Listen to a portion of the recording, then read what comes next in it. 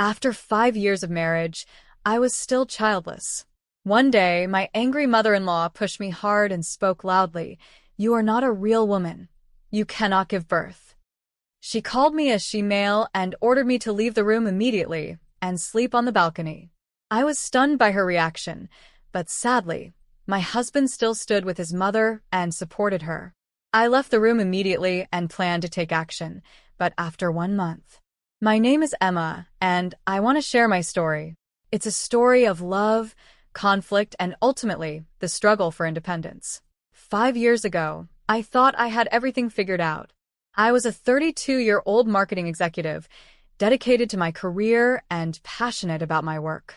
I married David, who was 36, and we both shared dreams of building a life together. But life took a turn that I never expected. David and I met at a corporate event. He was charming, ambitious, and we quickly fell in love.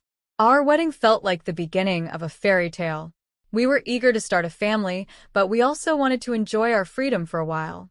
So, we decided to wait a couple of years before having children. Looking back, that decision seems innocent enough, but little did I know it would lead to years of pressure and disappointment. Things changed dramatically when David's father, Mike, had a stroke. The family insisted we move into their home in Chicago to help care for him. I didn't want to. I loved our little apartment filled with memories and laughter. But family obligations prevailed, and we relocated to his parents' house. I thought it would be temporary, just a few months at most. Living with David's family was a big adjustment. The house was always bustling, filled with tension and unspoken rules. His mother, Susan, was especially difficult. She was a homemaker with very traditional views on marriage and motherhood. From the moment I stepped into their home, I felt the weight of her expectations. Susan believed a woman's worth came from her ability to bear children, and since David and I didn't have kids yet, I quickly became her target. At first, the criticism was subtle. "You should really learn to cook better," she'd say, eyeing my attempts in the kitchen. "David works hard. A wife should support him more." It stung, but I tried to brush it off. I focused on my career, working late hours, determined to show them I could contribute financially. I thought that if I worked hard enough, Susan would see my worth beyond the traditional role she expected of me. However, as months turned into years, the criticisms grew harsher. I remember one particular evening, after a long day at work, coming home to find Susan waiting for me. "You know, Emma, a real woman knows how to take care of her family. I just don't see how you fit into that picture," she sneered, her voice dripping with disdain. I felt crushed. Despite my accomplishments, I was made to feel inadequate. And David? At first, he stood up for me. "Mom, Emma works hard. We're trying to have a baby. These things take time," he would say. But as the pressure built, I could sense him starting to cave under his mother's expectations. I felt utterly alone. The breaking point came when David's sister, Megan, returned home unexpectedly. She was pregnant and recently divorced, and her arrival sent the household into a frenzy. Susan was overjoyed, and for good reason. A grandchild was on the way. But when she announced that Megan would need my room, I was taken aback. "Emma, you'll have to move to the balcony," Susan ordered, as if it were the most natural thing in the world. I did not expect it when my mother-in-law suddenly pushed me hard and spoke loudly. "You are not a real woman. You are a she-male. You cannot give birth." I was shocked, and my heart broke at these harsh words. I couldn't believe it. "Mom, that's not fair," David protested, but his voice was weak. I stood there in disbelief, feeling the weight of her words suffocating me. "You're not a real woman if you can't make sacrifices for family," Susan snapped at me, calling me names that cut deeper than I ever thought possible. "David, please," I begged, hoping he would stand by me. But he remained silent, caught between his wife and his mother. In that moment, I felt a rage boiling inside me. How could he let her talk to me like that? I decided right then that enough was enough. I moved to the balcony, but I also decided to take action. I couldn't keep giving my all to a family that didn't appreciate me. So, I stopped all financial support. I ceased paying for groceries and bills, effectively withdrawing my contribution. I felt empowered for the first time in ages, but it was a double-edged sword. The family relied on my income, and I knew it would hit them hard. As the days passed, the tension in the house escalated. Susan and David were furious, their financial strain becoming more evident. I could hear them arguing in the evenings, their voices raised, blaming each other for our predicament. I felt a strange sense of satisfaction, knowing I was finally taking control of my life. A month later, I received an apology from both David and Susan. They realized how much they relied on me, not just financially, but also to maintain harmony in the household. But my heart had hardened. Their apologies felt insincere, just another way to manipulate me back into their control. I had made my decision. I was done. The life I had envisioned for myself, one filled with love and mutual respect, was slipping away. I planned to file for divorce, packed my belongings, and began planning my escape to New York. I left behind a life that had become a cage, ready to reclaim my independence. Moving to New York was both terrifying and liberating. As I settled into my new apartment, a small but cozy space in a lively neighborhood, I felt a mix of excitement and anxiety. The city buzzed around me, people hustling, cars honking, life pulsing with energy. It was a stark contrast to the suffocating silence of David's family home, and for the first time in years, I could breathe. I quickly threw myself into my work at a new marketing firm. It felt invigorating to be surrounded by ambitious colleagues who shared my passion. I took on challenging projects, reigniting my creative spark and reminding myself of what I was capable of.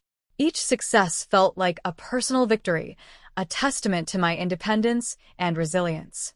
However, despite my newfound freedom, memories of my past haunted me. I missed the idea of family, the love I once thought I had with David. I often found myself reflecting on the emotional scars left by my time with Susan. I spent sleepless nights wrestling with doubt. Had I made the right choice? The weight of those years lingered in my heart, a reminder of the struggles I had endured. One evening, as I was working late on a campaign, my phone buzzed. It was a message from David. "Can we talk? I miss you." My heart sank. I hadn't heard from him since I left. A mix of anger and longing flooded my mind. Part of me wanted to respond, to hear him out, but another part screamed to keep moving forward. After some deliberation, I agreed to meet him at a coffee shop in my neighborhood. When I walked in, I spotted him sitting in a corner, looking both relieved and anxious. His face brightened when he saw me, but I could sense the tension between us. "Emma," he said, standing up as I approached. "I'm really glad you came." He sounded sincere, yet uncertain. "Hi, David," I replied, forcing a smile. We sat down, the atmosphere thick with unspoken words. "I've missed you," he finally said, his gaze dropping to the table. "Things have been really hard at home. Mom keeps asking about you." My stomach tightened. "And what about you? How are you handling it?" "Honestly, it's tough. Mom is struggling, and she keeps trying to get me to convince you to come back." "She thinks you're the problem," he admitted, his voice wavering. I couldn't help but laugh bitterly. "Me? I'm the problem? David, you saw how she treated me. I didn't leave for no reason." "I know, but it's complicated. She's my mom. I can't just ignore her," he said, sounding defensive. As we talked, I realized that while David hadn't changed, he was still caught in his family's web of expectations. I felt a flicker of hope that perhaps we could rebuild our relationship, but deep down, I knew I had to prioritize myself. "David, I've been rebuilding my life here," I said, meeting his eyes. "I'm happy. I don't want to go back to that toxic environment." His expression fell, and I could see the hurt in his eyes. "I don't want to lose you, Emma. I wish things could be different. It's not just about us anymore. I need to find my own path," I replied, tears welling up. "I can't keep sacrificing my happiness for your family's approval." After that meeting, I walked through the city, feeling a mix of relief and sorrow. I had finally asserted my independence, but the pain of leaving David behind lingered. The city felt alive, and I reminded myself that I was finally in control of my destiny.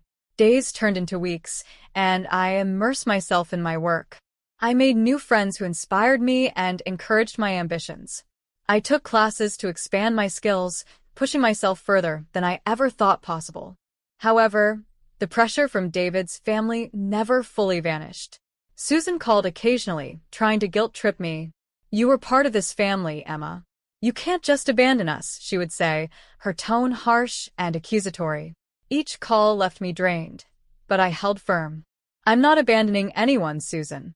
I'm choosing to live for myself now." I was determined to protect my peace. One day, I received a frantic call from Megan.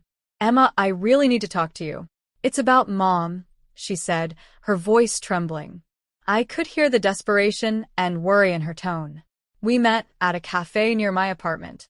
She looked exhausted, her eyes red and puffy. "Mom hasn't stopped pressuring me since you left," she confessed. "She keeps telling me I'm the reason you left and that I need to convince you to come back." My heart sank as I listened. "Megan, you can't take that on. It's not your responsibility. You have your own life to live and a baby on the way. You don't need to bear the burden of our family's dysfunction." Tears welled up in her eyes. But she won't stop. "I feel like I'm constantly failing her, and now I'm scared I'll fail my own child too." I reached across the table and held her hand. "You're not failing anyone. You have to put yourself and your baby first. Set boundaries with her. Don't let her guilt you into sacrificing your happiness." Megan nodded, but I could see the fear in her eyes. I knew it wouldn't be easy for her to stand up to Susan, but I hoped my words would help her find the courage to protect herself. A few days later, David reached out, asking if we could meet. I hesitated, unsure if I wanted to reopen old wounds, but I agreed. We met at a park, and I was struck by how tired he looked, like he was carrying the weight of the world on his shoulders. "Emma, I've been thinking a lot about everything," he began. "I realize how much I let my family come between us. I should have stood up for you, but I didn't, and I'm so sorry." His apologies stirred something in me, but I knew it wasn't enough. "David, I appreciate your words, but it's too late. I've filed for divorce. I need to move forward, and that means leaving all of this behind." He looked devastated but nodded slowly. "I understand. I just wish I had done things differently." "I wish things had been different too, but we can't change the past. I have to do what's right for me now," I said firmly. As I walked away from that conversation, I felt a strange sense of closure. I had made my choice, and it was the right one for me. It was time to let go and focus on building the life I deserved. In the following weeks, I found myself growing more confident and at peace. I threw myself into my work and even took up painting again. Each brushstroke felt like a reclaiming of my identity, a way to express all the emotions I had kept locked away for so long. Then, one evening, Megan called again, but this time her voice was stronger. "Emma, I finally told Mom I need space. It wasn't easy, but I did it. I'm trying to set those boundaries you talked about." I felt a surge of pride. "That's incredible, Megan. I'm so proud of you. It's not easy, but it's a step in the right direction." As we ended the call, I felt a sense of hope. Maybe my journey wasn't just about finding my own freedom, but also about helping Megan find hers. I knew there were still challenges ahead, but I was ready to face them. I was finally learning to let go of the past and embrace the future I had always wanted. After filing for divorce, I felt a mix of emotions: relief, sadness, and fear. It was a tough decision, but I knew it was the right one. I needed to free myself from the toxic environment and finally live for me. I had spent so much time trying to fit into a life that wasn't mine, and now it was time to move forward, leaving everything behind. The divorce process was exhausting. David tried to convince me to reconsider, saying he would stand up to his mother and that we could start fresh. But I knew that going back would only trap me again. I told him firmly, "David, I'm done. This isn't just about your mother. It's about me needing my own life, one where I'm not constantly judged or undervalued." He looked devastated, but he knew I meant it. When the papers were signed, I felt a weight lift off my shoulders. I was officially free from a marriage that had drained me emotionally. It wasn't just about ending things with David, but about reclaiming my identity and my voice. Susan, predictably, didn't take the news well. She called me furious, accusing me of tearing the family apart. How could you do this to us? To David? You're selfish, she shouted, her voice full of bitterness. But this time, I didn't let her words affect me. Susan, I'm not responsible for your happiness or your family's. I need to take care of myself now, I said calmly, feeling a strength I hadn't felt before. I hung up, knowing it was the last time I'd allow her to manipulate me. I decided to cut ties with all of them, including Megan. As much as I cared about her, I realized I needed to distance myself completely to heal. I sent her a heartfelt message, explaining that I needed space to move on. It hurt to let go, but I knew it was necessary. In the months that followed, I poured myself into building my new life. I focused on my career, taking on challenging projects that reignited my passion for marketing. I moved into a beautiful new apartment overlooking Central Park, a place that truly felt like mine. I began exploring the city, joining art classes, and making new friends who valued and respected me for who I was. It wasn't always easy. There were days when I felt lonely, wondering if I had made the right choices. But those moments were fleeting. Each time, I reminded myself of the strength it took to walk away from a life that was suffocating me. One day, as I was walking through Central Park, I realized just how far I had come. I had let go of the pain and resentment that had weighed me down for so long. I was no longer the woman who felt trapped and powerless. I was independent, confident, and finally at peace. Looking back, I see that my journey wasn't just about leaving a toxic marriage or an overbearing family. It was about finding myself again, my voice, my strength, my worth. I had to let go of everything that was holding me back to embrace the future I deserved. Now, I wake up every day excited for what's ahead. I've started mentoring young women in my industry, sharing my experiences, and helping them navigate their own paths. It's incredibly fulfilling, knowing that I can use my story to inspire others to stand up for themselves and never settle for less than they deserve. I've learned that true independence isn't just about being alone. It's about... This story is titled, "My Wife Cheated with Her Boss, and My Daughters Helped Hide It. So I Took My Nuclear Revenge." Hey everyone! I spend so much time finding these stories for you. If you enjoy the content, please hit that subscribe button. It means the world and helps keep this journey going strong. Let's grow together. Now let's start the video. OP starts by saying, "I'm not even sure why I'm writing this.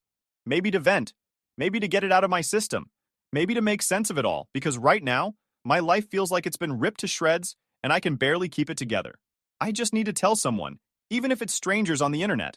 For almost 30 years, I thought I had the kind of life most people dream about. I married my wife, Jane, when we were young. She was 20, I was 22. We were broke as hell back then, but we were happy. We built a life together from scratch. Raised 2 daughters, Alice and Maddie. They were everything to me, my pride and joy. Alice, my oldest, is 26. She's always been the overachiever. Valedictorian in high school, graduated top of her class in college, and now she's getting married this fall to her longtime boyfriend. Maddie is 24, my youngest. She's always been the more carefree one. She's sweet, always quick to smile, and she's been really close to me since she was little. I'd always thought I had a great relationship with both of them. Jane and I had a good marriage, or at least that's what I thought. Sure, we had our ups and downs, like every couple. Financial struggles when the kids were young, arguments here and there, health scares. But through it all, we stuck together. I thought we were a team. I really believed we'd grow old together, that we'd be that old couple sitting on the porch, laughing about the crazy days when we were young. I loved her with everything I had. Last week, everything came crashing down. It was just a regular weekday. Jane told me she was going out for dinner with Alice and Maddie. They do this pretty regularly, every couple of weeks. Girls' dinner, they call it. It's their time to catch up, laugh, and share things they don't want to talk about with me. I never minded. In fact, I loved that they were close. It made me proud as a husband and father, like I'd done something right in raising a family that loved each other so much. That night, Jane was getting ready upstairs. I was in the kitchen, sipping coffee and scrolling through the news on my phone. I remember it so clearly. Her phone buzzed on the counter. It wasn't unusual.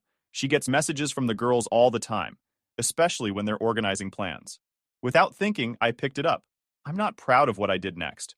I didn't have any reason to be suspicious, but for some reason, I opened the message.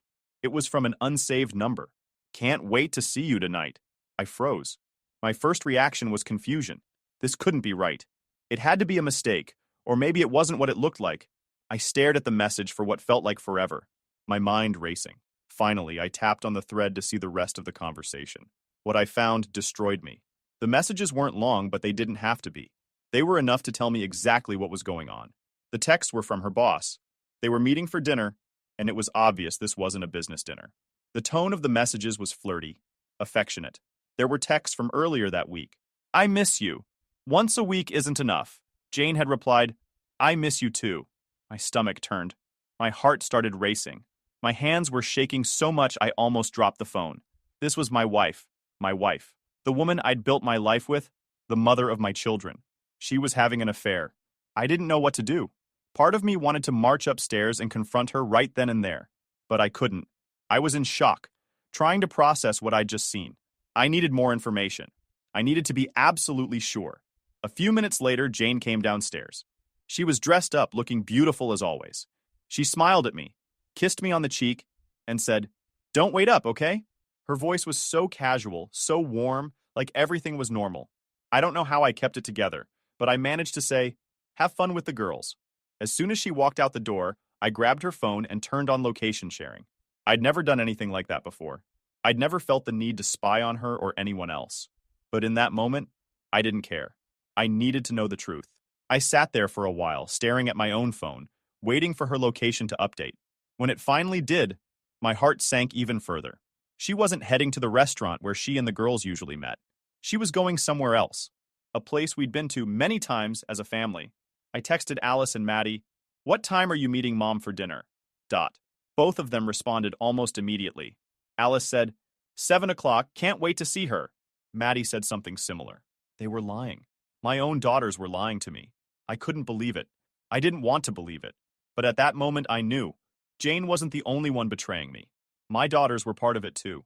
I waited a little longer, watching Jane's location. She arrived at the restaurant. I grabbed my car keys and drove there, my heart pounding the whole way. When I got there, I parked outside and looked through the window. It didn't take long to find her. She was sitting at a table near the back with her boss. They were holding hands, laughing, completely unaware that I was watching them. It felt like a knife in my chest. I pulled out my phone and snapped a picture of them. I don't even know why I did it. Maybe to prove to myself that it was real, that I wasn't imagining things. Then I drove away. As I sat in my car, staring at the picture of my wife with another man, I felt a wave of emotions. Anger, sadness, disbelief. I didn't know what to do. I didn't know how to face her, how to confront her. So, I didn't. Not yet. Instead, I opened our family group chat and sent the picture. Just the picture, with a simple caption. Period. Glad you're enjoying girls' dinner. Then I turned off my phone and drove to my brother's house. I didn't want to deal with the fallout yet. I couldn't. I wasn't ready. That night, I lay awake in my brother's guest room, staring at the ceiling, trying to understand how my life had fallen apart so quickly. I'd always thought of myself as a good husband, a good father, but now I wasn't so sure. Everything I thought I knew about my life, my marriage, my family, felt like a lie. I didn't go home that night. I couldn't. After I sent that photo in the family group chat and turned off my phone, I drove aimlessly for a while before finally pulling into my brother's driveway. It was late, but he let me in without asking too many questions. He could tell something was wrong, though. I guess it was written all over my face. I didn't tell him the full story then. I just said I needed a place to crash for the night. He offered me a beer, but I wasn't in the mood. I just wanted to be alone. I spent the night on his couch, staring at the ceiling, unable to sleep. My mind was racing, trying to process everything that had happened in the past few hours. I kept replaying the moment I saw them together in the restaurant.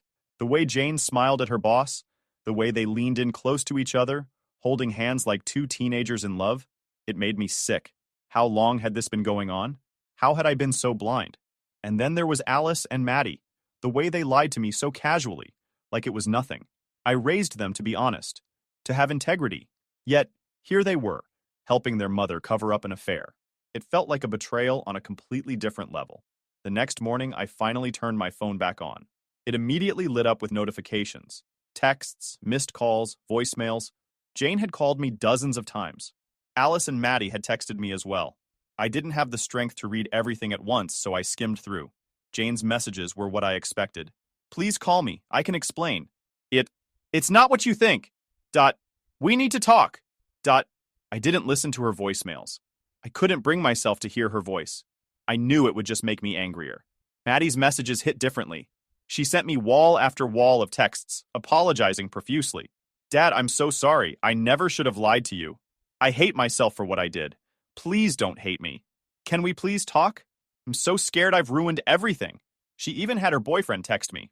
Hey, this is Josh. Maddie's really upset and having a panic attack. She's scared you'll never forgive her. Please call her. I didn't reply to her either. I didn't know what to say. Alice, on the other hand, was a different story. Her text was short and cold. Dad, I'm sorry you found out this way, but I think you're overreacting. Don't throw away a good marriage over one mistake. Overreacting? One mistake? My blood boiled. This wasn't just a mistake. This was a full-blown betrayal, not only by Jane, but by Alice and Maddie too. They lied to me. They helped their mother cover up something that completely shattered our family. I couldn't help but think about all the times they must have lied to my face. Every time I asked about their plans and they told me they were going to dinner, knowing full well what Jane was really doing. Every time they smiled at me, acting like everything was normal, all the while hiding the truth. I spent most of the day stewing in my own anger and heartbreak. My brother tried to talk to me, but I wasn't ready to open up yet. I needed time to sort through my thoughts. By the afternoon, I decided I couldn't let this go without saying something. I started by texting Maddie. I kept it short. Period. Maddie, I love you, but what you've done has hurt me deeply. I need space to figure things out. She replied almost instantly. I'm so sorry, Dad. I'll never forgive myself for this. I love you so much. I didn't respond. Then I texted Alice. Period. Alice, this isn't a mistake. This is a betrayal from my entire family. Please don't contact me until I'm ready to talk. She didn't reply, but I know she must have shown Jane because Jane started texting me again shortly after. Don't take this out on the girls. They were just trying to protect me. They didn't mean to hurt you. I ignored her. I wasn't interested in excuses.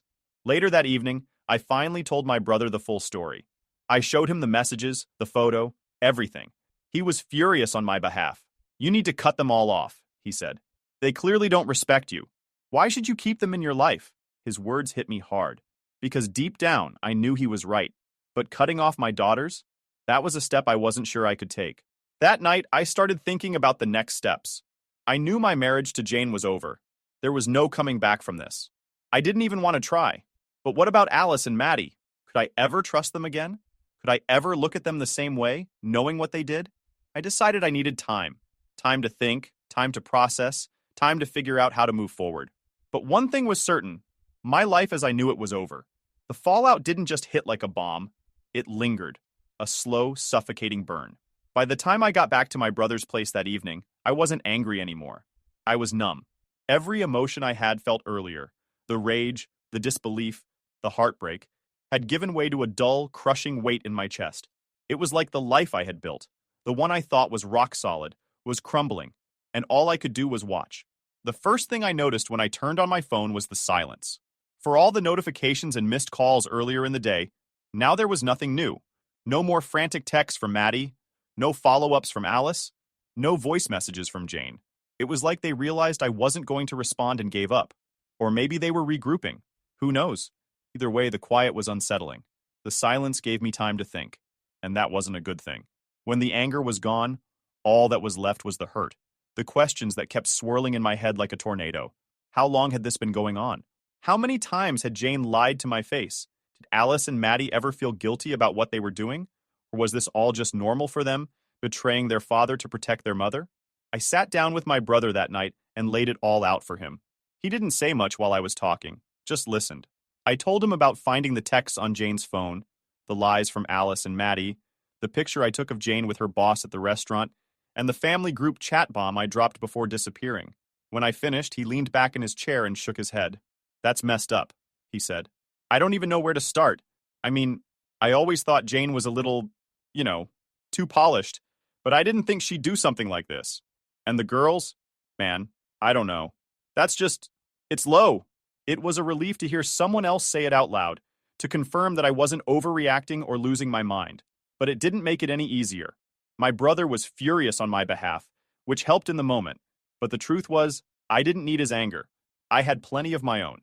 What I needed was clarity, a way forward. I had none. The next morning, I decided to stop wallowing and start doing something. The first step was getting my finances in order. I couldn't think about the emotional side of things if I didn't protect myself first. I spent most of the day canceling joint accounts, moving money into a separate account Jane couldn't touch, and locking down anything that might be at risk during the divorce. I wasn't going to let her use my grief as an opportunity to blindside me. But it wasn't just about Jane. As I went through my accounts, I couldn't stop thinking about all the money I had spent, or was planning to spend, on Alice's wedding. Tens of thousands of dollars gone. All for a daughter who had looked me in the eye and lied, who had helped her mother betray me. The thought made me sick. I made a mental note to talk to my lawyer about it. Maybe I couldn't get that money back, but I sure as hell wasn't going to pay another cent. By the afternoon, I was ready to take the next step. I called a lawyer. Well, several lawyers, actually. My brother had recommended I meet with a few before choosing one, so I spent the rest of the day sitting in offices, retelling the story to strangers who were trying very hard to act professional while clearly judging the situation. By the end of the day, I had picked someone. She was tough, smart, and most importantly, aggressive. I told her I wanted this to be as clean and quick as possible, but I also wanted to make sure Jane didn't walk away with anything she didn't deserve. The lawyer reassured me, saying she'd handled plenty of cases like this before. That didn't make me feel any better, but at least I felt like I was in good hands. That night, as I sat alone in my brother's guest room, I started to think about what I wanted to say to Jane. I hadn't confronted her yet. I'd been avoiding it, partly because I didn't trust myself to stay calm, and partly because I didn't want to give her the satisfaction of explaining herself. What could she possibly say that would make any of this okay? But I knew I couldn't avoid her forever. At some point, I'd have to face her, and when I did, I wanted to be ready. I didn't want to get sucked into her excuses or her tears. I needed to stay focused, to remind myself why I was doing this. I wrote down everything I wanted to say, every question I wanted to ask, every point I wanted to make. I didn't know if I'd actually use it, but writing it down helped. It made me feel like I had some control, like I wasn't just a victim in all of this. The hardest part, though, was thinking about Alice and Maddie. I hadn't spoken to them since sending those texts, and I didn't know if I could. How do you talk to your daughters after finding out they've been lying to you for months? How do you even begin to rebuild that trust? I wanted to believe that Maddie's apologies were sincere, that she was truly sorry for what she'd done. But how could I trust that?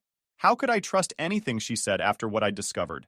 And Alice, her cold, dismissive response had shattered me. I always knew she was closer to Jane, but I never thought she'd side with her mother in something like this.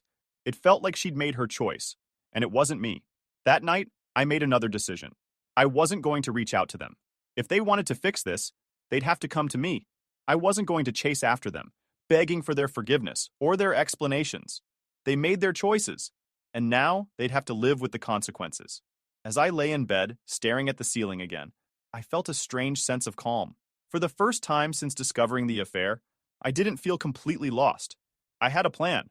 It wasn't much, and it wouldn't fix everything, but it was a start. I was done being the victim.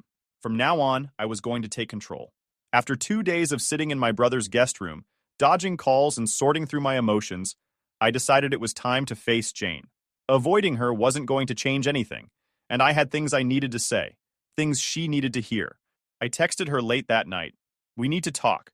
Tomorrow at 10 a.m. at the house." She responded almost immediately. "I'll be there. Please just let me explain." Explain? What was there to explain? I wasn't interested in excuses or half-hearted justifications, but I didn't reply. I figured I'd save it for when we were face to face. The next morning, I got up early and drove to our house. As soon as I walked through the door, I was hit with a wave of nostalgia and bitterness. This was our home, the place where we'd built a life, raised our kids, celebrated birthdays, anniversaries, and holidays. Now it felt hollow, like everything good that had happened here was tainted. Jane showed up right on time. She walked in nervously, her eyes red and puffy like she'd been crying for days.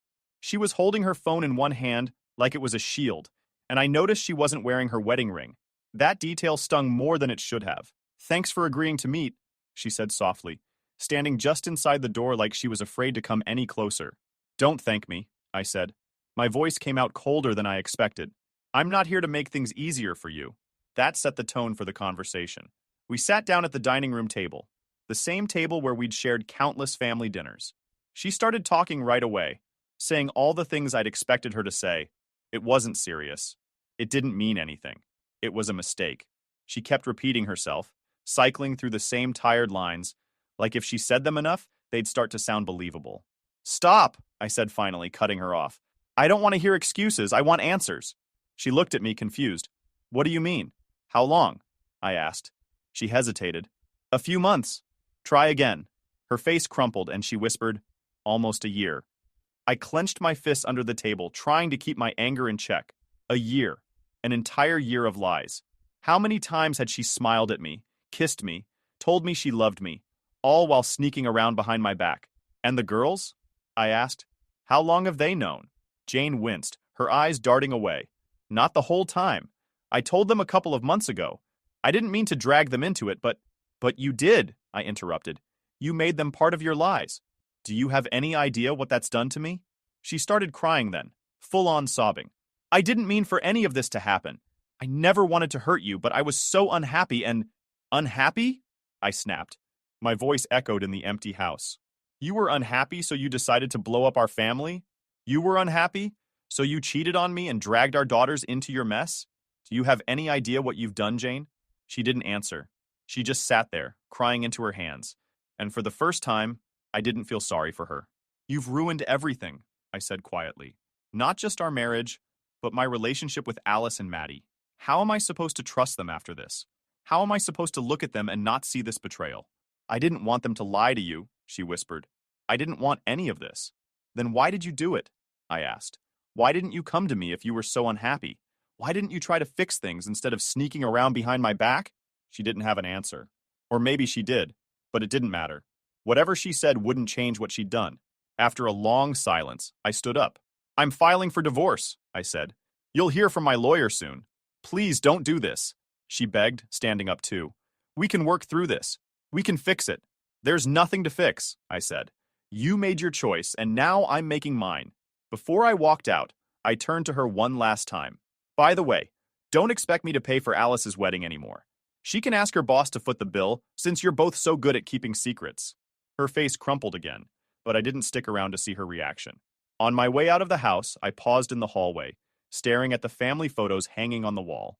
There we were, me, Jane, Alice, and Maddie, smiling like the perfect family. I used to love those photos. Now they felt like a cruel joke. I grabbed the nearest one, a picture of us at Alice's high school graduation, and smashed it against the wall. The glass shattered, and for a brief moment, I felt a flicker of satisfaction, but it didn't last. As I walked to my car, I realized something. This was just the beginning. The confrontation with Jane was over, but the real battle was only starting. I still had to deal with Alice and Maddie. I still had to figure out how to move forward. And I still had to face the fact that the life I thought I had, the life I'd spent nearly 30 years building, was gone. The confrontation with Jane was just the first step. It cleared the air, sure, but it didn't make things easier. If anything, it made the betrayal feel heavier, more real. The anger I felt toward Jane was sharp, but it was focused. I knew what she'd done and why I was walking away. The situation with Alice and Maddie was murkier. They were my daughters, my flesh and blood, but they had chosen her. The day after I told Jane I was filing for divorce, I decided to meet with Alice and Maddie separately. I couldn't ignore them forever, and I wasn't ready to cut them off completely without at least hearing their side. But I also knew this wasn't going to be a casual chat. The trust between us was shattered, and I needed to know if there was anything left to salvage. I started with Maddie. She had always been the more emotional one, and her texts over the past few days had been borderline frantic. I asked her to meet me at a park near my brother's house. When she arrived, she looked like she hadn't slept in days. Her eyes were red and puffy, and she kept fidgeting with her hands. As soon as we sat down on a bench, she started crying. "Dad, I'm so sorry," she said, her voice cracking. "I didn't know how to tell you. I didn't want to hurt you." "Then why did you lie to me?" I asked, keeping my voice calm but firm. "Why did you cover for your mother? Did you think I wouldn't find out?" She shook her head, wiping her eyes. "It wasn't like that. She told me about it a couple of months ago. I was mad at her, but she begged me not to say anything.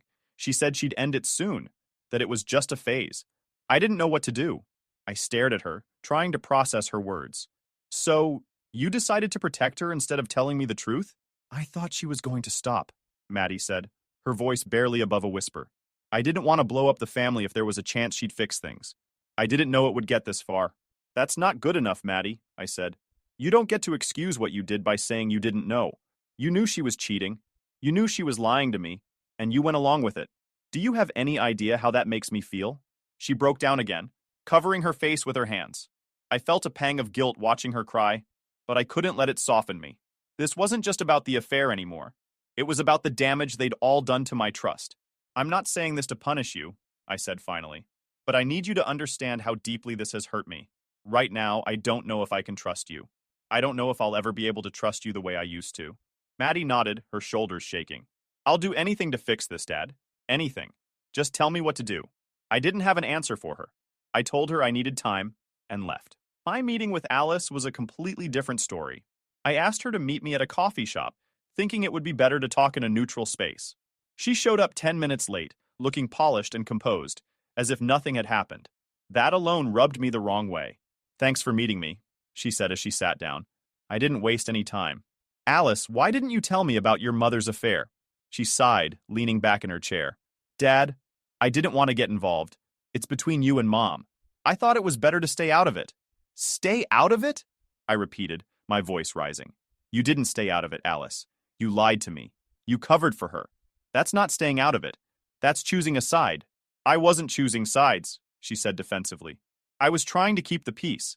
I didn't want to make things worse. Worse for who? I asked. For me? Or for your mother? She didn't answer, which told me everything I needed to know. Alice, you're an adult, I said. You're getting married soon. If your fiancé did to you what your mother did to me, would you want everyone around you to lie and protect him? Or would you want someone to stand up and tell you the truth? That's different, she said, looking annoyed. Mom made a mistake. It doesn't mean you have to throw everything away. Her words hit me like a slap in the face. A mistake? Is that what you think this is? It is a mistake, she said firmly. People make mistakes, Dad. You don't have to burn everything to the ground because of one bad choice. One bad choice, I repeated, shaking my head. Do you even hear yourself? This wasn't a bad choice. It was a betrayal. By your mother, by you, by Maddie. And you're sitting here acting like I'm overreacting. I'm not saying that, she said quickly. I just think you're being too harsh. You're hurt, I get that, but you'll regret cutting us out later. We're your family. Family doesn't lie to each other, I said. Family doesn't cover for someone who's tearing everything apart.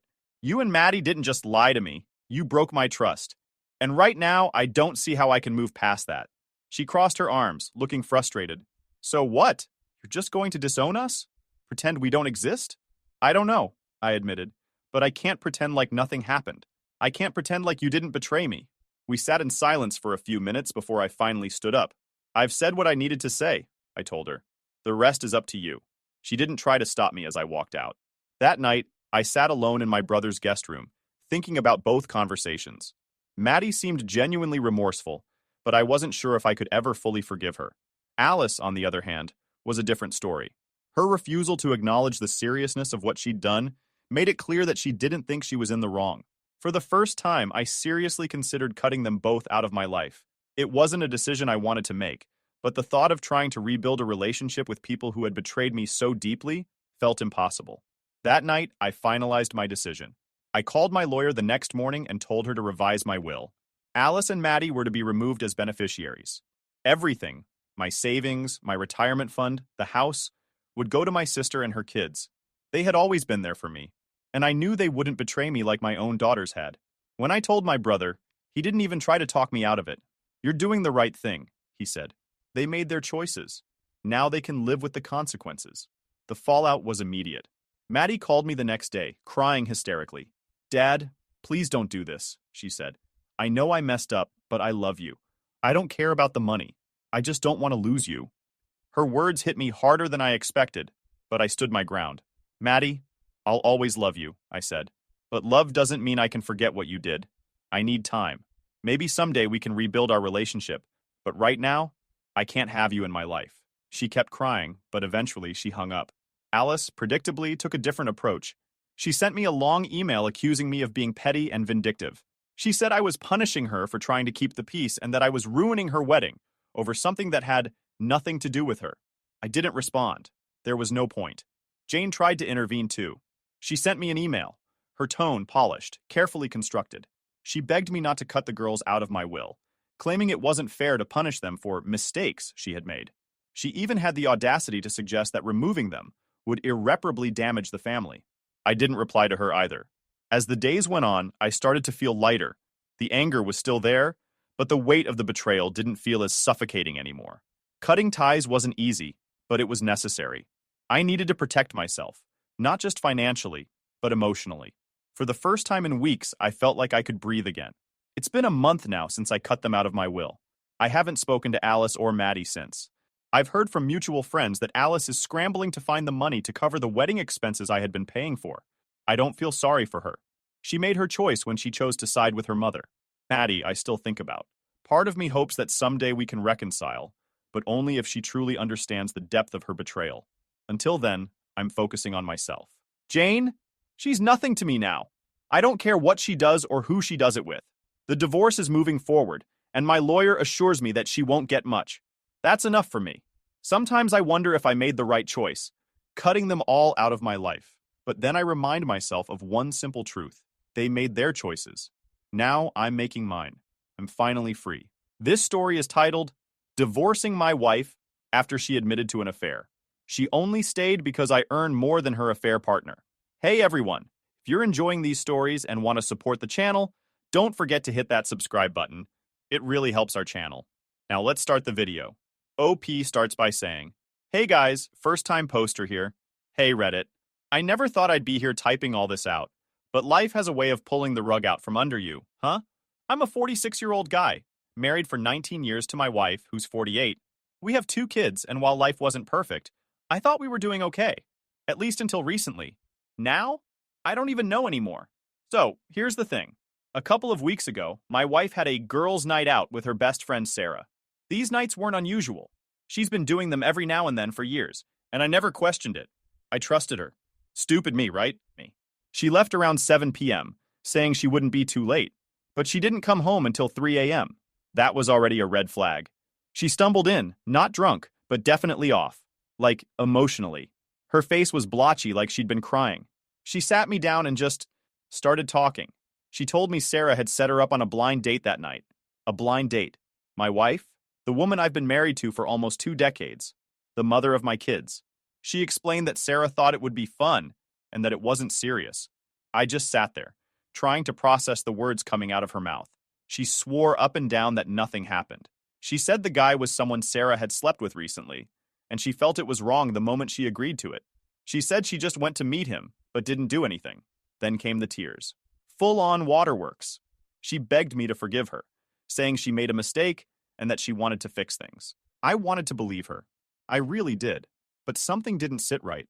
The whole story just felt off. Why would Sarah randomly set her up if she hadn't given her a reason to? I mean, what kind of friend does that unless they've been told it's okay? And why would my wife even agree to it in the first place? Then she made a comment that just hit me in the gut.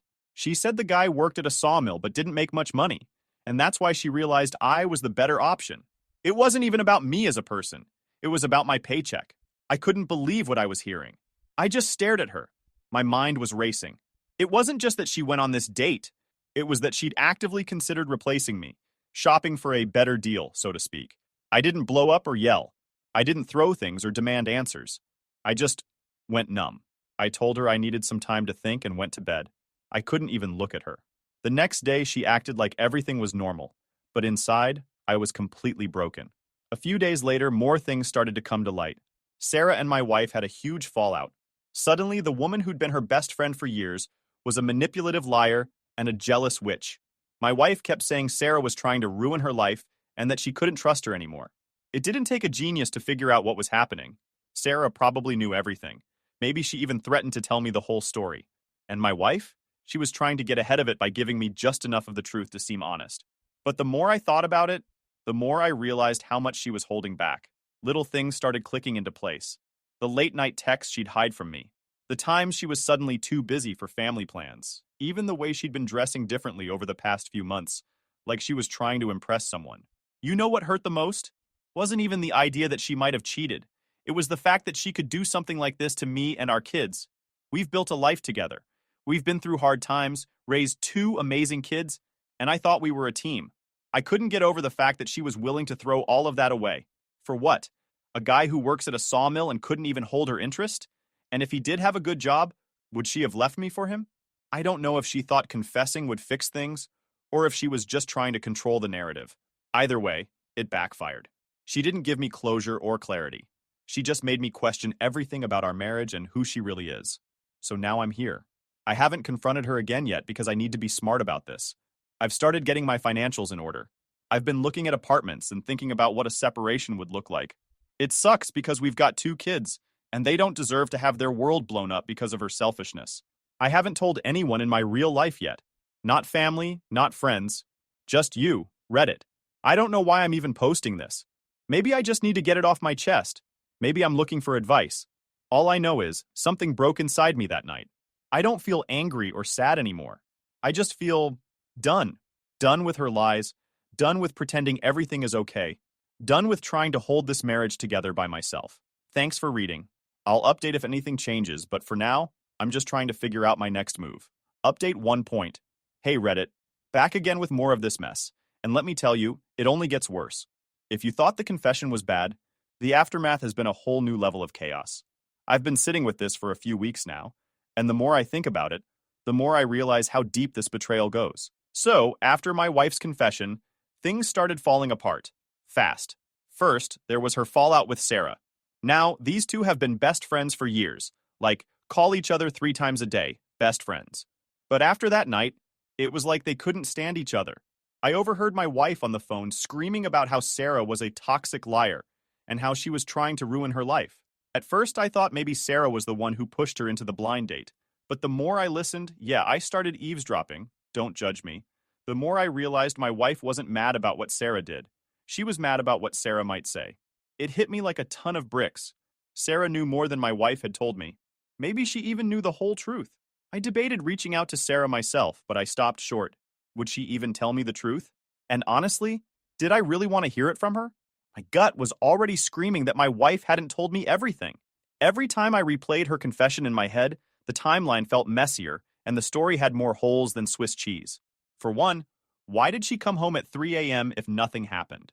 You're telling me she went out to meet this guy, realized it was a bad idea, and then what? Sat in the parking lot for 8 hours contemplating life? Nah, that doesn't track. Then there's the whole thing about the guy. She told me he worked at a sawmill, but how did she even know that? Did she just ask him over drinks? Or was it because she'd already been seeing him? The more questions I asked myself, the angrier I got. And here's the kicker. She started acting weird around me. Like, really weird. Suddenly, she was being overly nice. Cooking dinners, cleaning up more than usual, even trying to initiate. Well, you know. It felt fake, though. Like she was trying to distract me from digging any deeper. But what really tipped me off was her phone. My wife has always been glued to her phone, but now it's on lockdown. She used to leave it lying around the house, but now it's either in her pocket or face down on the counter. I asked her why, and she got defensive, saying something about work stuff. She doesn't even have a job. I knew I had to figure out what was going on, so I started paying more attention. I'm not proud of this, but I went through our phone bill. You can see who someone's been texting and calling if you really want to.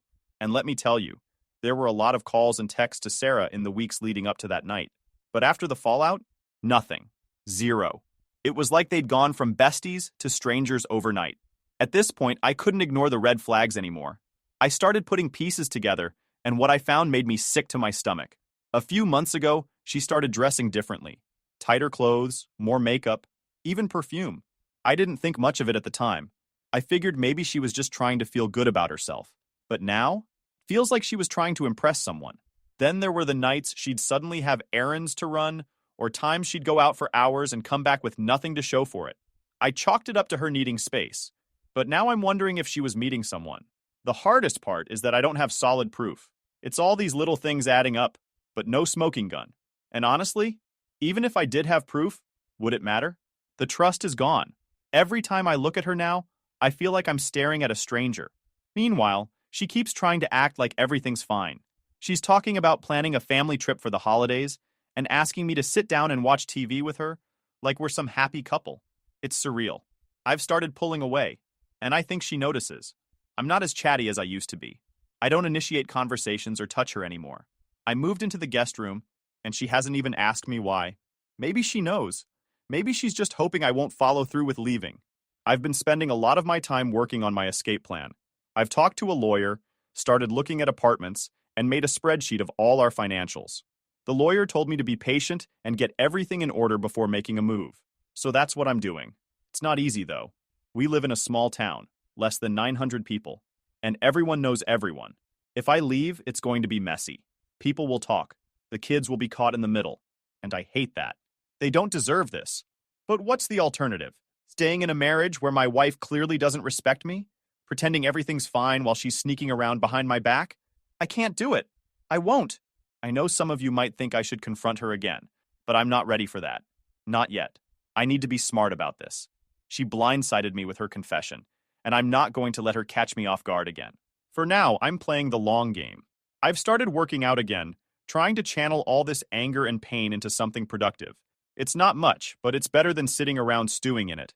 I don't know where this road is going to take me, but I know I can't keep living like this. I deserve better. My kids deserve better. Thanks for listening, Reddit. I'll keep you posted.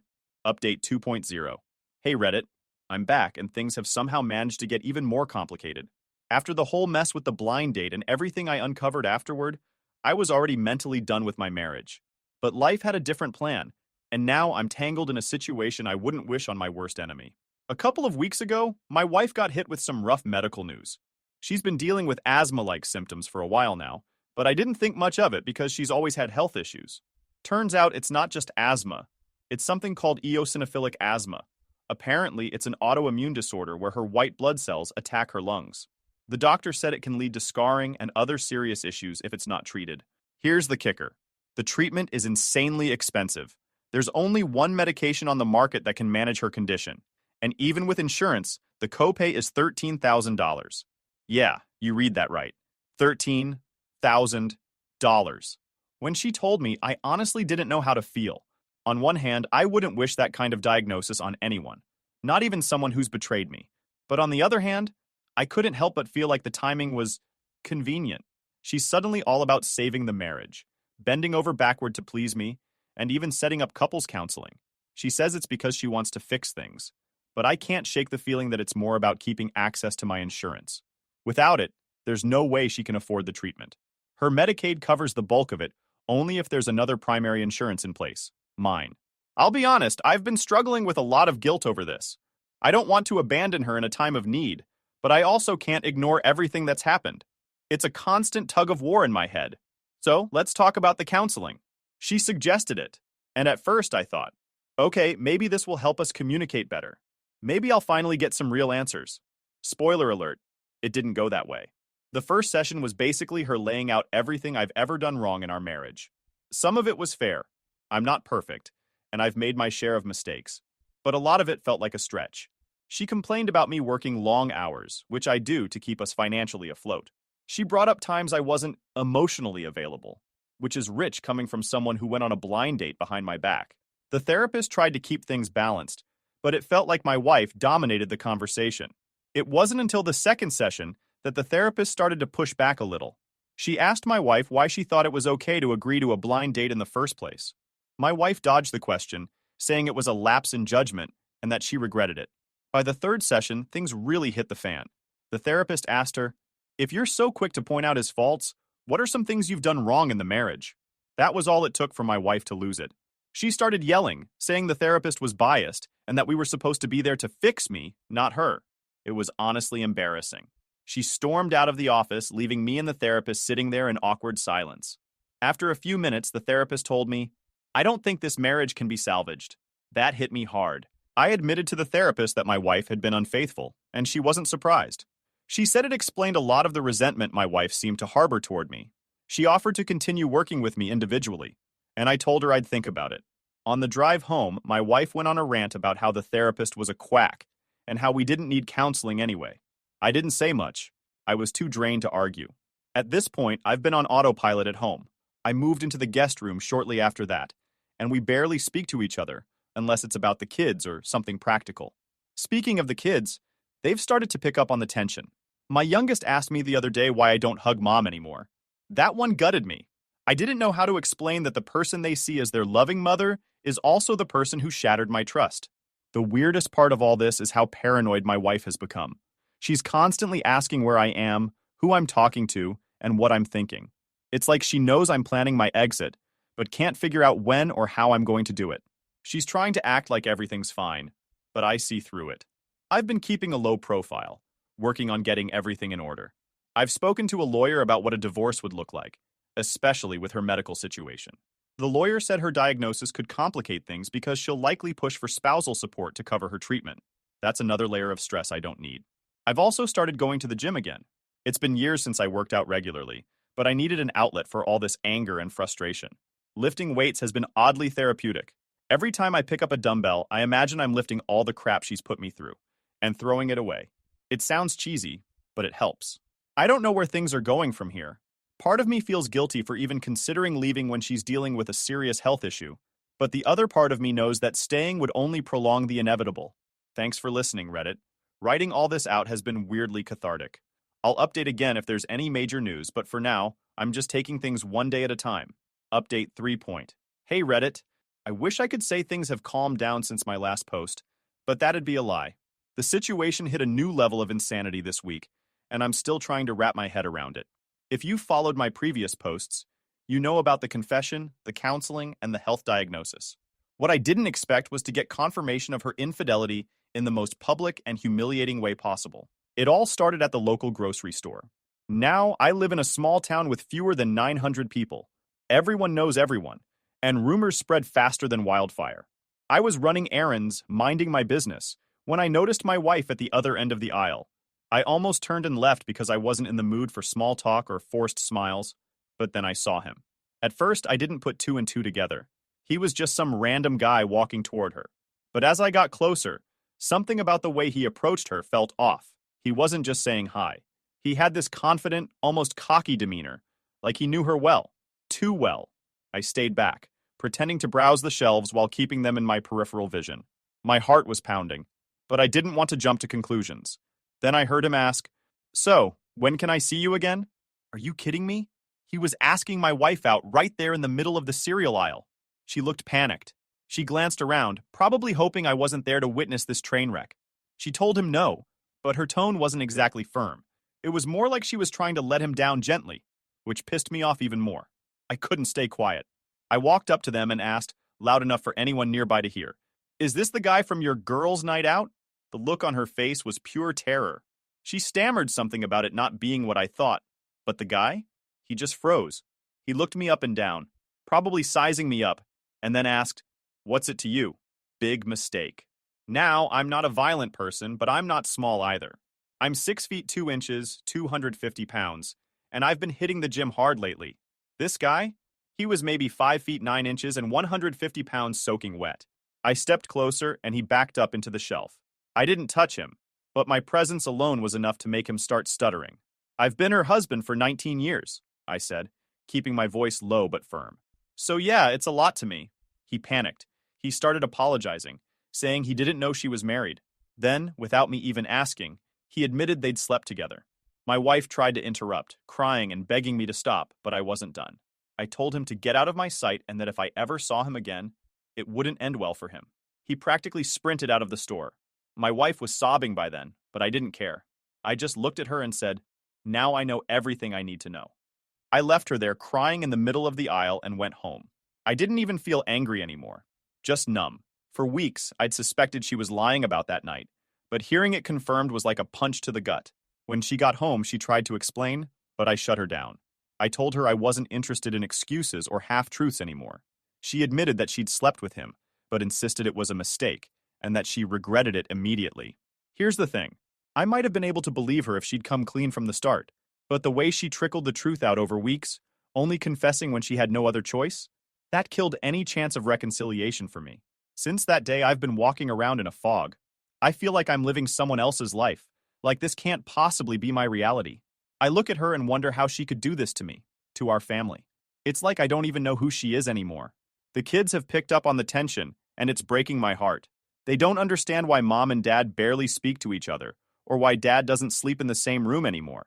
I've been putting on a happy face for their sake, but it's exhausting.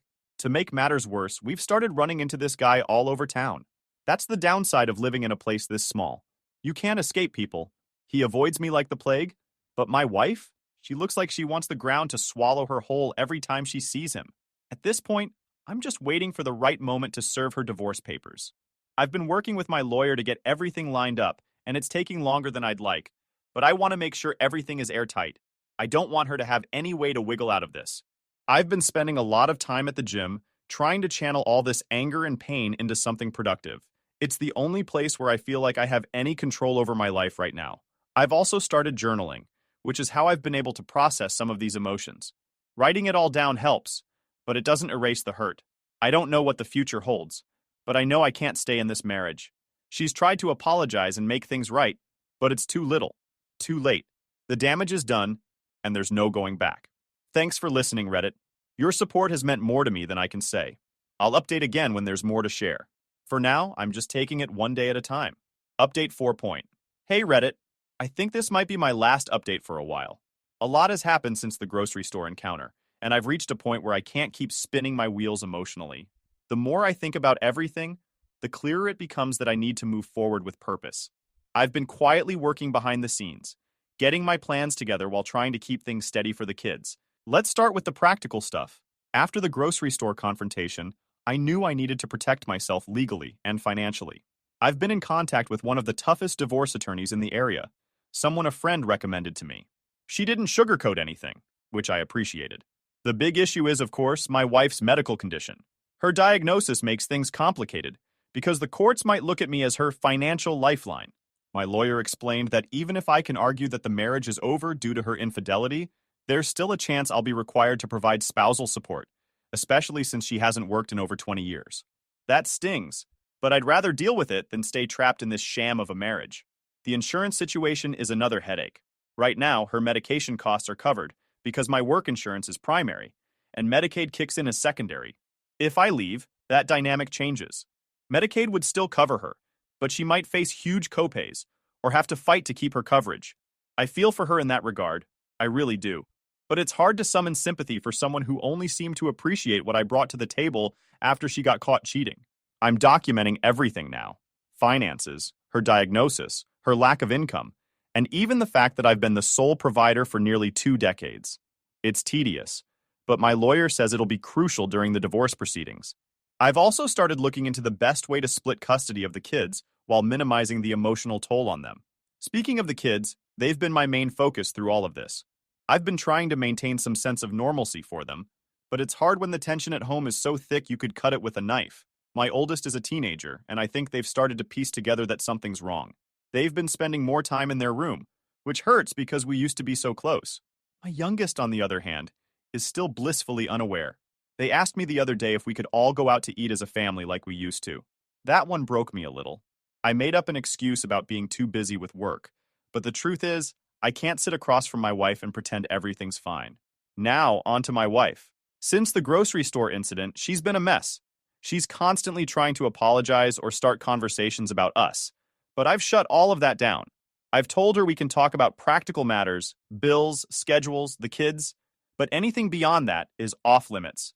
I can see the panic in her eyes every time I walk past her without saying a word. What's infuriating is how she's trying to guilt me into staying.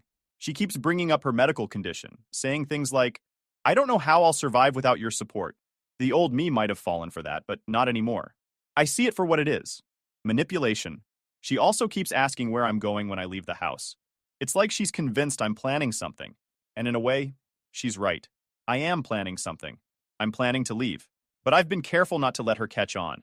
The last thing I need is for her to try and sabotage my exit. I've started moving things out little by little.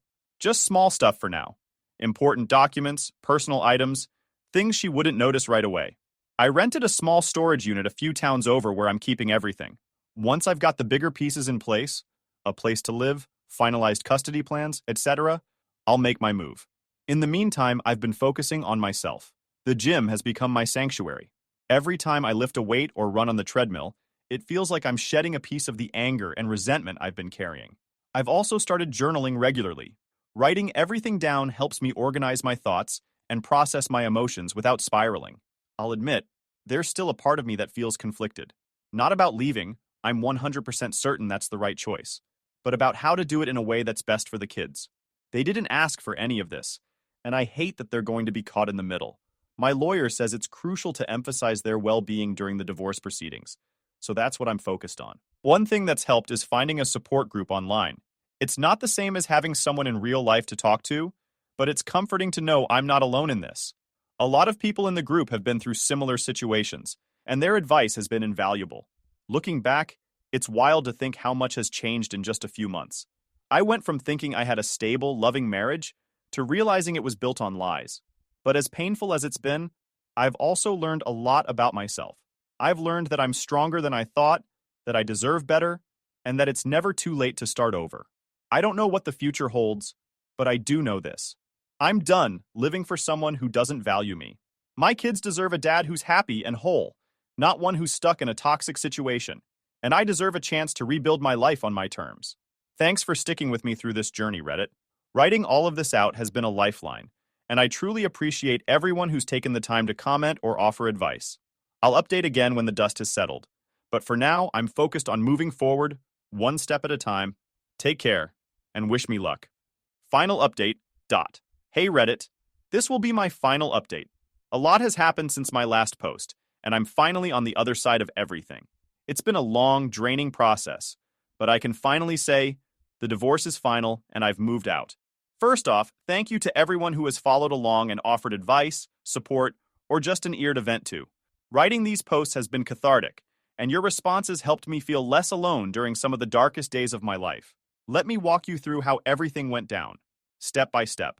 After the grocery store confrontation and months of silently planning, I filed for divorce. My lawyer advised me to stay calm and strategic, so I made sure I had all my documents in order: finances, proof of infidelity, and anything that could strengthen my case. The filing itself was straightforward, but serving the papers was intense. I waited until I knew she'd be home and then had her served in person. She was shocked. I think she really believed I'd never go through with it, especially after everything with her medical condition. Her initial reaction was to cry, big, dramatic tears about how she was sorry and couldn't survive without me. But when she realized I wasn't budging, she got angry. She accused me of abandoning her and the kids, which was laughable considering I was the one who kept everything afloat for 19 years. From there, things got messy. She contested the divorce at first, claiming she deserved spousal support and full custody of the kids. The spousal support argument was expected, given her health and lack of income, but the custody claim blindsided me. She's never been the primary caregiver. I've always been the one working overtime to make sure we had everything we needed. My lawyer was a rock star through all of this. She made it clear that I wasn't going to be bullied into an unfair settlement. In the end, we agreed to joint custody, with the kids splitting their time between us. I also agreed to pay spousal support for a limited period, enough to give her time to adjust to life on her own. Once the divorce was finalized, I started packing up my things. I'd already been quietly moving smaller items into a storage unit, but now it was time for the big stuff. It was surreal walking through the house we'd lived in for almost 2 decades, knowing I was leaving it behind. I found a small apartment in a nearby town, just far enough away to get some breathing room, but close enough to be there for the kids. It's not much, but it's mine, and that's what matters. The first night I spent there was a mix of emotions: relief, sadness, and a strange sense of freedom. I won't lie, moving out was harder than I expected. Not because of her, but because of the memories. Every room in that house held a piece of my life: birthday parties, family dinners, Christmas mornings. It's tough to let go of that, even when you know it's for the best. If there's one thing I've learned through this process, it's that kids are incredibly resilient. I sat them down after the divorce was finalized and explained everything in age-appropriate terms.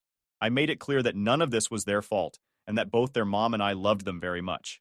The transition hasn't been easy, especially for my youngest. They've asked a lot of questions: why I don't live at home anymore, why mom cries so much, but I've tried to answer them as honestly as I can without dragging them into the drama. My oldest has been more understanding. I think they saw the cracks in our marriage long before I did. They've been my rock through this, even offering to help me move into my new place. We've settled into a routine now. The kids spend weekdays with their mom and weekends with me. It's not perfect, but it works for now. My goal is to make the most of the time I have with them, whether it's playing video games, cooking dinner together, or just talking about their day. As for her, she's still a mess. The reality of the divorce seems to have hit her hard. She's been texting me constantly, alternating between apologizing and accusing me of ruining her life. I've kept my responses short and focused only on matters related to the kids or finances. She's also been struggling with her health, which complicates things. Part of me feels guilty about leaving her in such a vulnerable position, But then I remember everything she put me through. I didn't end our marriage. She did, the moment she decided to betray my trust. She started seeing a therapist, which I think is a step in the right direction. I hope she can find some peace, not for my sake, but for the kids. They need a stable mom, and I'm rooting for her to become that. If you're reading this and going through something similar, my advice is simple. Trust your instincts, seek help when you need it, and don't be afraid to walk away from something that's hurting you. It's not easy, but it's worth it. Thanks for sticking with me, Reddit. This community has been a lifeline, and I'll always be grateful for that. Take care of yourselves, and remember, it's never too late to start over. My name is Ella, and I don't remember exactly when I first realized I was different from my sister Sarah.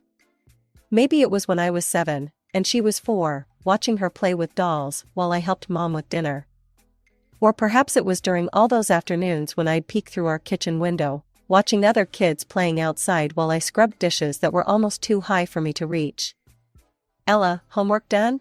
Mom would ask every day after school, her voice sharp with expectation. "Yes, Mom," I'd reply, already tying on the 2 big aprons she'd bought me for my 6th birthday. A practical gift, she'd called it. "Good. Now help me with dinner." "Sarah, honey, you can go play." Sarah would skip off, her dark pigtails bouncing, while I'd stand on my tiptoes to reach the counter. Even at 7, I knew better than to complain. "She's still little," Mom would say whenever I tried. "You're the big sister. You need to help out." Dad wasn't any different. He'd come home from work, ruffle Sarah's hair as she showed him her latest drawing, usually done during homework time, then turn to me with that look I knew too well. "How were your grades today, Ella?" Not, "How was your day?" or "What did you learn?" Just grades, always grades. "All A's, Dad," I'd say, and he'd nod like that was the minimum he expected. Because it was. Our house wasn't big, a modest 2-story in a middle class. My friends lived nearby, but I rarely saw them outside of school. There was always something that needed doing: dishes, laundry, helping Sarah with her homework, even though she rarely paid attention, or studying to maintain those perfect grades. I remember one particular afternoon when I was 10. I'd just won first place in the regional math competition, and my parents were beaming as my teacher praised me. "You've done such an amazing job raising Ella," Mrs. Peterson said. "Her love for learning is extraordinary." Mom and Dad exchanged proud looks. "Well, we've always encouraged her to read," Mom said, her hand on my shoulder. "Haven't we, Ella?" I wanted to tell Mrs. Peterson the truth, that I'd stayed up late studying by flashlight because daytime was for chores. That the only encouragement I got was the threat of disappointment if I brought home anything less than perfect. But I just smiled and nodded, like the good daughter I was supposed to be. Meanwhile, Sarah was making paper airplanes out of her failed math test in the hallway, and nobody said a word about it. That's how it always was in our house. Sometimes I'd catch Sarah watching me with a smirk, especially when she'd get away with something that would have earned me a lecture. "You're just jealous," she told me once, when I was 12 and she was 9. "Because Mom and Dad like me better." I remember standing there in our shared bathroom, my hand still wet from cleaning it, looking at her reflection in the mirror I'd just wiped streak-free. "That's not true," I said, but even then, a part of me wondered if it was. By the time Sarah started middle school, I was basically her personal tutor, not by choice, but by parental decree. Every afternoon, I'd sit with her at the kitchen table, trying to explain basic algebra while she texted under the table. "Sarah, you need to pay attention," I'd say, exhausted after my own school day and chores. "Why? You'll just end up doing it for me anyway," she'd reply with that irritating smirk of hers. And she was right, that's exactly what would happen. "Ella, why isn't Sarah's homework done yet?" Mom would inevitably ask, hands on her hips. "She's not focusing." "Then make her focus. You're supposed to be helping her." So I'd end up doing Sarah's homework while she watched YouTube videos, because it was easier than dealing with Mom's disappointment. Meanwhile, Sarah's weekly allowance would appear like clockwork, $20 every Friday. Me? I was lucky if I got $5 a month, usually with a lecture about how money doesn't grow on trees. The breaking point came when I turned 16. I was tired of watching Sarah flaunt her new clothes and latest gadgets while I wore hand-me-downs and couldn't even buy lunch at school. That's when I saw the help wanted sign at Joe's Cafe, just 3 blocks from our house. Joe, a gruff man with kind eyes who'd served me countless hot chocolates over the years, hired me on the spot. The work was hard, waiting tables, cleaning up spills, dealing with grumpy customers, but it was mine. For the first time in my life, I was earning my own money. That first paycheck felt like freedom in my hands, $850 for a month of part-time work. I should have known better than to leave it on my desk. Ella, Mom's voice rang through the house that evening. Come down here right now. They were both waiting in the kitchen, my paycheck on the table between them. Dad looked stern, Mom disappointed, expressions I knew all too well. Why didn't you tell us you were making this much? Dad demanded. I just got paid, I stammered. Well, since you're living in our house and eating our food, you'll be giving us half of this, Mom declared. It's only fair. The worst part wasn't even giving up half my paycheck. It was what happened next. A week later, Sarah waltzed into our room wearing brand new Nike sneakers. Look what Mom and Dad bought me with your money, she sang, twirling around. Guess all that waitressing is good for something after all. I locked myself in the bathroom and cried that night, but it was also when I made my decision. I was getting out of here, and college was my ticket to freedom. My parents would never pay for it, they made that clear every time they talked about how Sarah would need money for college someday. So I threw myself into my studies with renewed determination. I started staying late at school to use the library computers, researching scholarships and free tuition programs. Every spare moment was spent studying for the SATs, writing essays, and maintaining my perfect GPA. Graduation day was exactly what I expected it to be, another performance of The Perfect Family starring my parents. I sat through the ceremony in my blue cap and gown, watching them beam from the audience as Principal Roberts called me up as valedictorian. The Matthews have done an extraordinary job raising Ella, he announced to the crowd. Her academic achievements are truly remarkable. Mom dabbed at her eyes with a tissue while Dad stood tall, his chest puffed out with pride. I could see them soaking up the praise like they always did, nodding and smiling as other parents congratulated them on their wonderful parenting. What none of them knew was that I'd already received acceptance letters from every college I'd applied to. I'd been checking the mailbox religiously for weeks, intercepting the letters before anyone else could see them. Each congratulations felt like a key to a door I'd been trying to unlock my whole life. But the best one, the one I'd chosen, was from Riverside State University. Full scholarship, free dormitory housing, and a stipend. It was 4 hours away, in the next state over. Far enough that I couldn't come home on weekends to help out. I hadn't told them yet. I was waiting for the right moment, which came sooner than I expected at our graduation dinner. Mom had made my favorite pasta, or what she thought was my favorite, she'd never actually asked, and we were all sitting around the dining room table. So, Ella, Mom said, serving herself another helping, have you thought about what you're going to do now? I opened my mouth to tell them about Riverside, but before I could get a word out, Mom continued with a bright smile.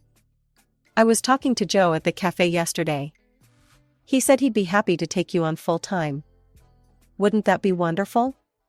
You could earn so much more, and really help out with the family expenses. I took a deep breath. I got accepted to college. Full scholarship at Riverside State. I'm starting in the fall. The silence that followed was deafening. Mom's fork clattered against her plate. Dad's face turned an alarming shade of red. College? Mom's voice was sharp. In another state? But what about your family? What about helping your sister? I've been helping my sister my entire life, I said quietly. This is something I need to do for myself. Dad stood up so abruptly, his chair scraped against the floor. Without a word, he walked out of the room, slamming the door behind him. Now look what you've done, Mom hissed. Sarah just sat there with a slight smirk, probably already calculating how to get my room when I left. That last summer at home was like living with ghosts. I'd go to work at the cafe, come home, hand over half my paycheck, and retreat to my room. Mom and Dad barely spoke to me, just cold, necessary exchanges about bills or dinner times. The money they took from my paychecks, they accepted without a word of thanks. When August came, I packed my bags alone. No tearful goodbyes, no family photos on the front porch, no dad loading up the car like I saw other students had. Just me, my 2 suitcases, and a bus ticket to Riverside State. I'm leaving now, I announced that morning, standing in the kitchen doorway. Mom kept washing dishes, her back to me. Dad rustled his newspaper. Sarah didn't even look up from her phone.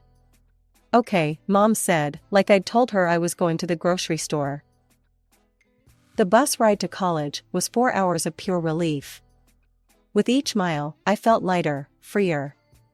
My dorm room was small but clean, and my roommate Jenny became the sister I'd always wished I had, supportive, kind, interested in my life. I threw myself into my finance classes, loving every minute of learning about investment strategies and market analysis. My professors praised my work ethic, and for once, there was no one around to take credit for it. The rare calls home always followed the same pattern. Sarah's thinking about becoming a model, Mom would say, not asking how I was doing. She's just waiting for the right opportunity, Dad would add, ignoring my attempts to share my own achievements. In my junior year, Sarah graduated high school. Mom called specifically to tell me about it, though not because they wanted me at the ceremony. Sarah's taking some time to figure things out, Mom explained. Her grades weren't quite college material, but we told her not to worry about it. The right job will come along. I thought about how they'd pushed me to work at 16, how they'd taken half my earnings, how they'd fought my college dreams. What's she doing in the meantime? I asked. Oh, just exploring her options, Mom said breezily. We don't want her to rush into anything she's not passionate about. I graduated with honors, my name at the top of the dean's list. Jenny's family cheered for me at graduation since mine didn't come. 2 weeks later, I was back in my hometown, starting as a junior financial analyst at Reynolds & Associates. My starting salary was more than my parents made combined. The first time I could afford my own apartment, I felt like I could finally breathe. But as soon as word got around about my job, the dinner invitations started. You must be doing well for yourself, Dad would say, eyeing my professional clothes. We're so proud, Mom would add, before launching into another story about Sarah's latest job interview or modeling prospect. Sarah would sit across from me at these dinners, still glued to her phone, still looking for the right opportunity at 19. She hadn't worked a day in her life, but somehow that was fine. I was the one they looked to with expectant eyes, dropping hints about bills and home repairs. The property taxes have gone up so much, Mom would sigh. It's hard to make ends meet these days, Dad would add. So I started giving them money, $500 here, $1,000 there. But their hints kept coming, their expectations growing with each deposit I made. The more I gave, the more they seemed to expect, like I was making up for the crime of leaving, of building my own life. The day I got promoted to senior financial analyst, I made the mistake of mentioning it to Mom during our weekly call. Within hours, she'd planned a celebration dinner at their house. We're so proud of you, honey, Mom said, but her voice had that particular tone I knew too well. It's wonderful that you're doing so well. Especially since things have been so difficult here. Right on cue, Dad sighed heavily. The company's making cuts again. They've reduced my hours. And these bills, Mom added, pulling a crumpled paper from her pocket. Her eyes were already welling up with tears. I just don't know how we're going to manage the utilities this month. I glanced at Sarah, still absorbed in her phone, wearing designer jeans that I knew Mom and Dad couldn't afford. I wanted to point out that a 22-year-old capable of spending hours making dance videos could probably handle a job application or two. The words were right there on my tongue, but I swallowed them back. Then Mom dropped the bomb. You know, Ella, she said, reaching across the table to pat my hand, we've been thinking. You're spending so much on that apartment of yours. Why don't you move back home? You could save money, and we could help each other out. I felt like I was 16 again, watching my hard-earned money disappear into their pockets. The thought of giving up my peaceful apartment, my independence, my space, it made my stomach churn. But as I opened my mouth to refuse, I saw the familiar guilt-inducing looks on their faces. Okay, I heard myself say, and watched their faces light up with joy. A week later, I was back in my childhood bedroom. The room felt smaller than I remembered, or maybe I'd just grown too big for it. I laid down my conditions quickly. I'll help with the bills and groceries, but I won't be cooking or cleaning. I did enough of that growing up. Mom agreed immediately, too quickly, really. It wasn't until I heard Sarah's outraged shriek the next day that I understood why. "What do you mean I have to clean?" she wailed. "I don't even know how to use the vacuum cleaner." "Well, it's time you learned," Mom said, in a tone far gentler than she'd ever used with me about chores. "Ella's helping us financially, so you can help with the house." I watched from my doorway as Sarah stomped around with the vacuum, barely touching the carpet, muttering under her breath about how unfair it all was. She'd post passive-aggressive stories on Instagram later about forced labor and unfair treatment, but I couldn't bring myself to care. After all, she was still living off my money, my grocery payments, my utility contributions, my rent equivalent that mysteriously never seemed to reduce our parents' financial strain. The least she could do was learn how to clean a bathroom. "Ella, have you noticed how shabby the house is looking?" Mom mentioned casually one morning over coffee. "The paint is peeling, and that wallpaper in the living room." Dad joined in immediately. "The bathroom fixtures are pretty outdated too. Sure would be nice to give this place a facelift." I knew what was coming. 3 days and several hints later, they finally asked outright if I would help with some home improvements. By help, of course, they meant pay for everything. I ended up spending nearly $30,000 on repairs and renovations. New paint throughout the house, updated bathroom fixtures, modern kitchen appliances, hardwood flooring to replace the old carpet, and fresh wallpaper in every room. I even had the exterior painted and the garden landscaped. The transformation was remarkable, I had to admit. The house looked like something out of a home improvement magazine. And suddenly, our house became the social hub of the family.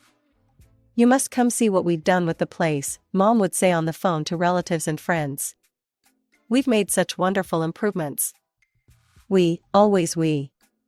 I'd sit quietly during these gatherings, watching Mom and Dad beam with pride as guests praised their beautiful home and excellent taste. Not once did they mention that I'd funded the entire renovation. Not once did they acknowledge that their improved lifestyle came from my bank account. As Christmas approached, they planned their biggest gathering yet. Mom invited every relative within driving distance, plus all their friends. "It'll be perfect," she kept saying. "Everyone will see how well we're doing." I spent a fortune on gifts for everyone, including a new laptop for Sarah that she'd been hinting about for months. Christmas Day arrived, and the house was packed with people admiring the renovations and enjoying the catered food, which I'd also paid for. When it came time to exchange gifts, I watched as Sarah unwrapped a brand new iPhone from our parents, complete with all the accessories. Her squeal of delight could probably be heard next door. My gift from them? A bath set from the drugstore, the kind you buy last minute when you've forgotten someone. I didn't say anything. I just smiled and thanked them, then watched as everyone opened the expensive gifts I'd bought them. Nobody seemed to notice the disparity. Nobody seemed to care. The party was winding down when Mom cleared her throat to make an announcement. "Linda and her kids are staying with us for a few days," she said, gesturing to her friend from out of state. Linda smiled warmly, her 2 teenage children looking tired after the long drive. "That's nice," I said, already thinking about how cramped the living room would be with 3 people sleeping there. But Mom wasn't finished. "Ella, you'll need to clear your things out of your room. Linda and the kids will be staying there." I stood there in the middle of the living room, still processing what I'd just heard. Linda and her kids shifted uncomfortably, clearly sensing the tension. They can stay in the living room, I suggested, trying to keep my voice level. We can set up the pull-out couch and bring in the air mattress. Don't be ridiculous, Mom snapped. They're guests. We can't make them sleep in the living room, they'll be uncomfortable there. The irony of her concern for their comfort hit me like a slap. And what about my comfort? I asked, feeling heat rise in my cheeks. Did you think about that at all? Dad waved his hand dismissively. Stop making a scene. Just pack your things and move to the living room. It's only for a few days. I looked around at the house I'd renovated, at the Christmas decorations I'd paid for, at the presents I'd bought. Something inside me snapped. Why can't they stay in Sarah's room? The silence that followed was deafening. Sarah's head snapped up from her new iPhone, her mouth hanging open.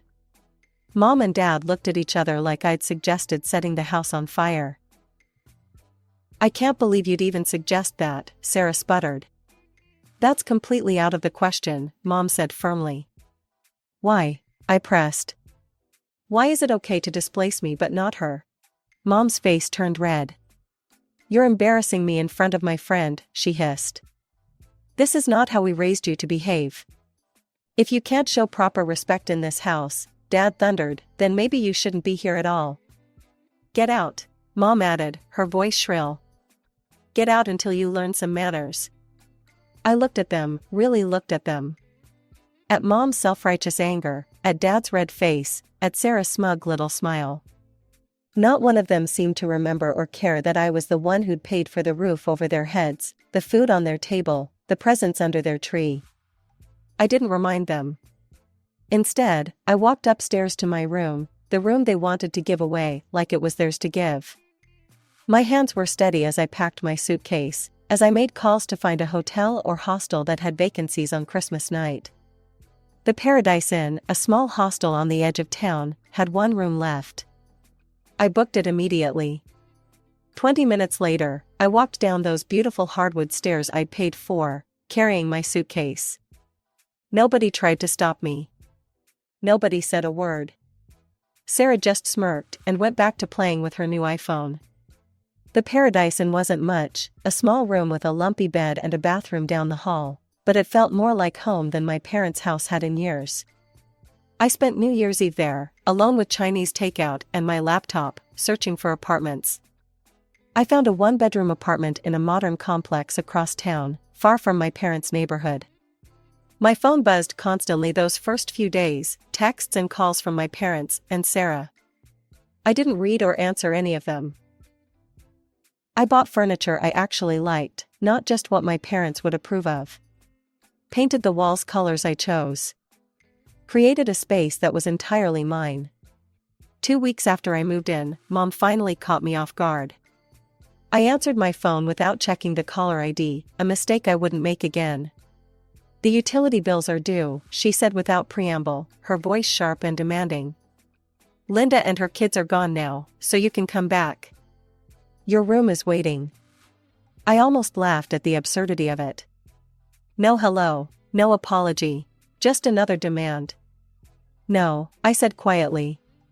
What do you mean, no? She sounded genuinely confused, as if the possibility of my refusal had never occurred to her. I mean no, Mom. I'm not coming back. And I'm not paying your bills anymore. There was a moment of stunned silence, then the explosion I'd been expecting. How dare you, she screeched.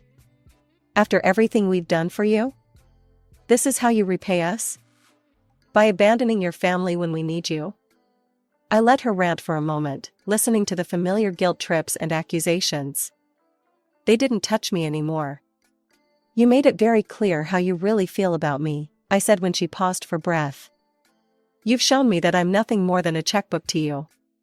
Well, that checkbook is closed now.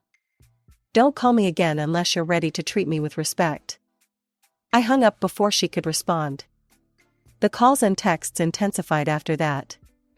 Dad left voicemails about family duty. Sarah sent manipulative messages about how she was suffering because of my selfishness. Mom alternated between rage and tearful guilt trips. I blocked them all. Weeks passed. then months. I threw myself into my work, got another promotion. Started taking yoga classes. Through mutual friends, I heard about what was happening at my parents' house. They were struggling to pay bills for the first time in years. Sarah had been forced to take a job as a cashier at the local supermarket, the kind of unglamorous work she'd always looked down on. She was apparently terrible at it, constantly calling in sick and complaining about having to stand all day. Mom and Dad were telling anyone who would listen about their ungrateful eldest daughter who had abandoned them in their time of need. They'd spin elaborate tales about all they'd sacrificed for my education, none, how they'd supported my career, they hadn't, and how I'd betrayed them as soon as I found success. Some people believed them. Let them. The truth was, I'd spent 25 years being the person they wanted me to be, the dutiful daughter, the responsible one, the family ATM. Now it was time to be myself. The funny thing is, I'm actually grateful to them now, not for the years of manipulation and control, but for that last Christmas night when they pushed too far. Sometimes you need to lose everything to find yourself.